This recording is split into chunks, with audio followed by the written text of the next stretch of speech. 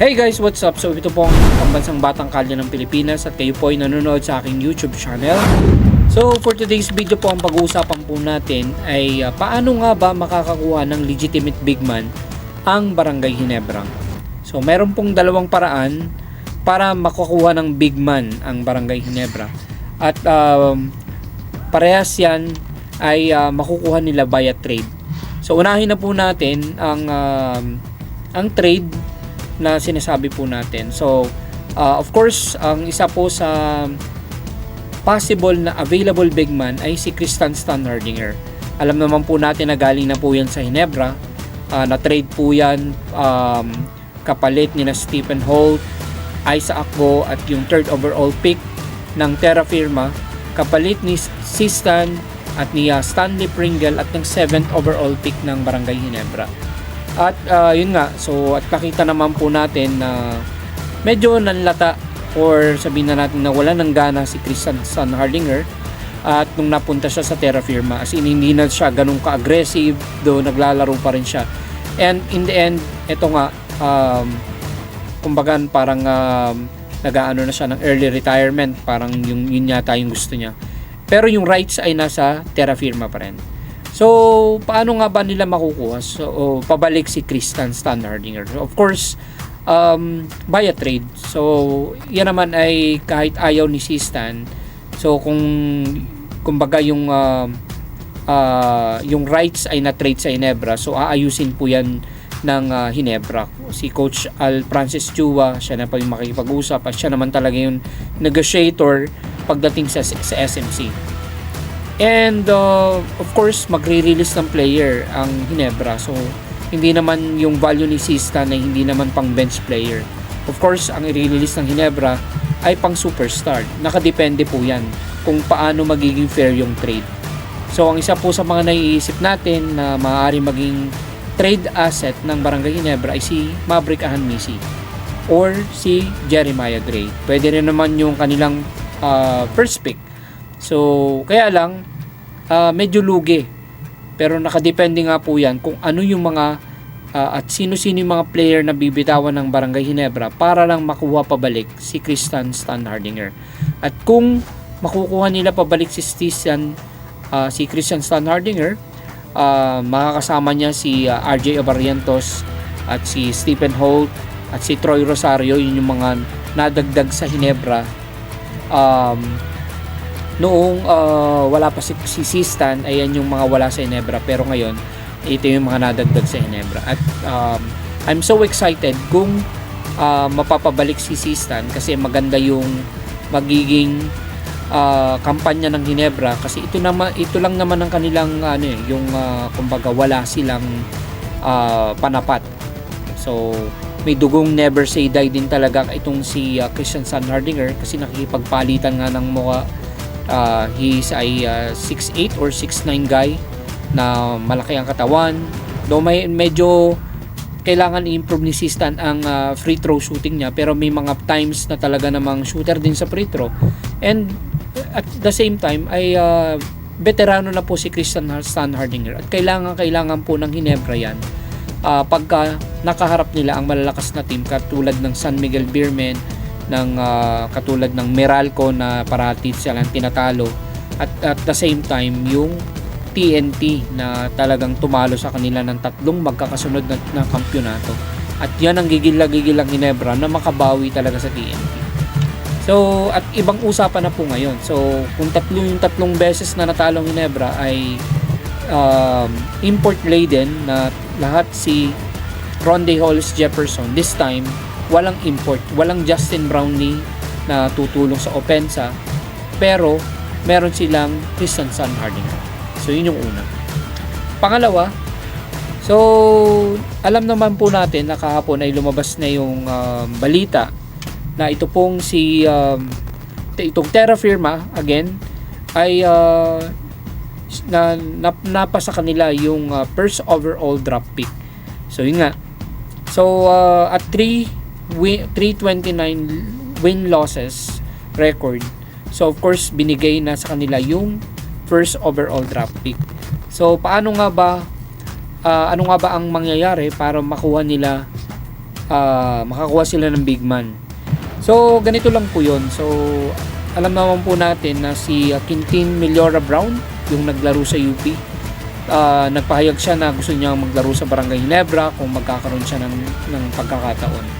And kagandahan po is pwede na nilang pwede mag-trade ang Ginebra ulit sa Terra Firma.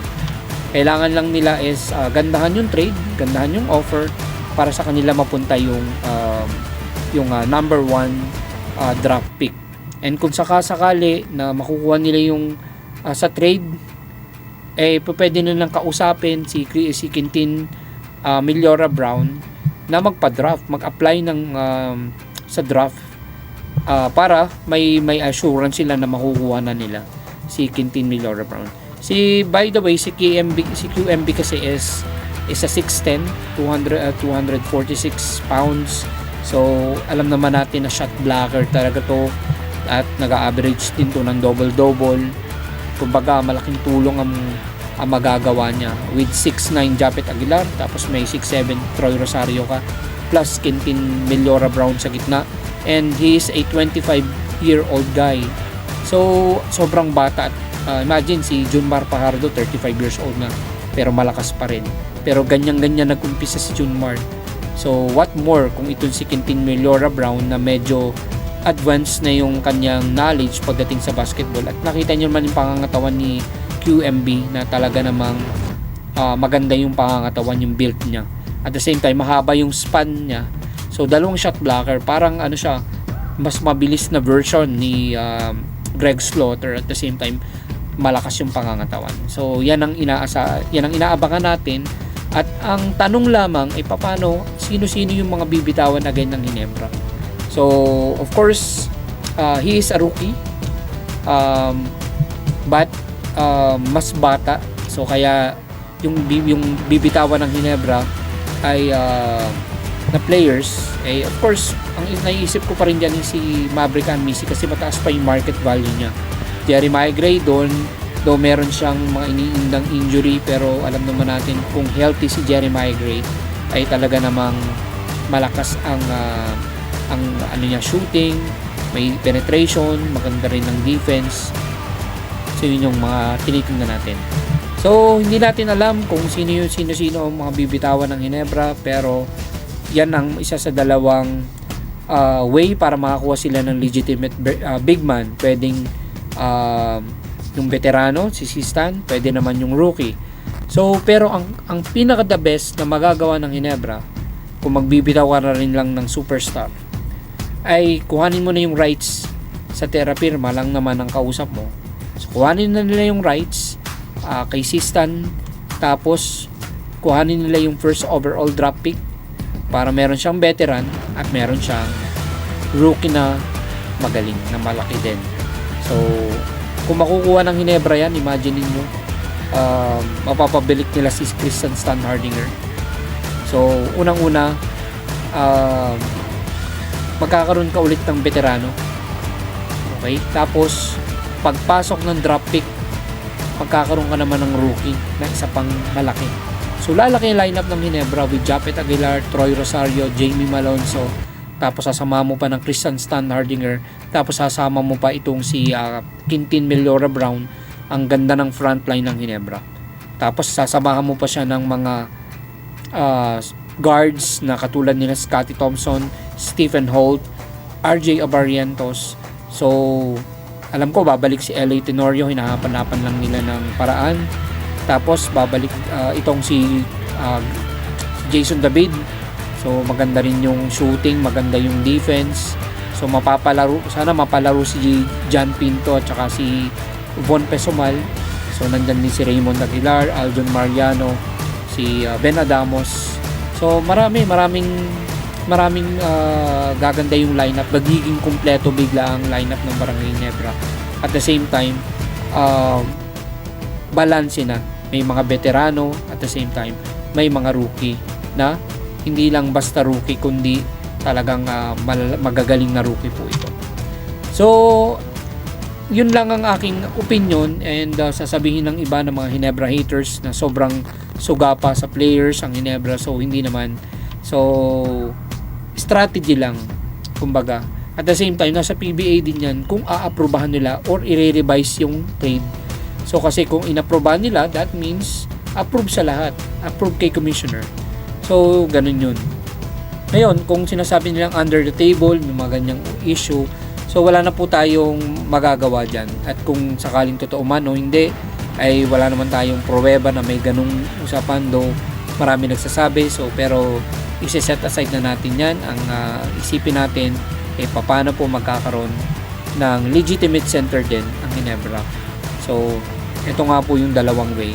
At kung makukuha nila parehas, masasabi lang natin baka mag-build ng dynasty ang Barangay Ginebra.